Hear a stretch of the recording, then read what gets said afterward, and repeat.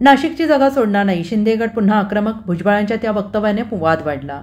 नाशिक लोकसभा मतदारसंघाच्या उमेदवारीवरून महायुतीमधील संघर्ष कमी तर होत नाही, पण रोज कोणत्या ना कोणत्या कारणाने वाढतच चाललंय. आता छगन भुजबळ यांच्या एका दाव्याने नव्या वादाला फोडणी मिळाली आहे. उमेदवारीसाठी मी मागणी केली नव्हती, पण दिल्लीच्या बैठकीत माझ्या नावाची अचानक चर्चा सुरू झाली, असा दावा भुजबळ यांनी केलेला आहे. त्यांच्या याच दाव्याला तात्काळ शिंदे गटाकडून प्रत्युत्तर देण्यात आले.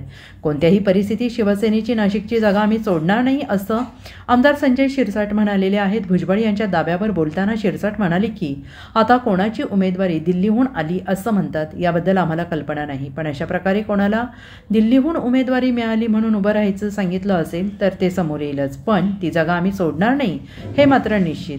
जिथून एक माणूस 2 वेळा मोठ्या मताने जिंकून येतो ती जागा काढून घेणे म्हणजे शिवसैनिकांचं अस्तित्व संपवण्याचा प्रकार आहे आणि असा प्रकारच आम्ही होऊ देणार नाही, असं शिरसाट म्हणालेले आहे.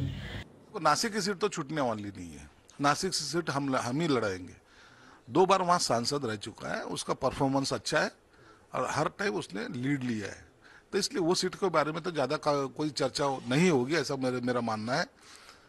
एक सीट जो है वो पालघर की है जो बीजेपी चाहती है, और एक सीट है सिंधुदुर्ग की जो बीजेपी चाहती है। इसके बारे में जो चर्चा ज़्यादा तौर से इसके ऊपर चर्चा चल रही है। बाकी सब सीटों के बारे में सभी एक राय हो चुकी है उनकी, और मेरे ख्याल से अब भी उसमें डिस्प्यूट आने की कोई संभावना भी नहीं है। Bureau report SBN Marathi, Nashik.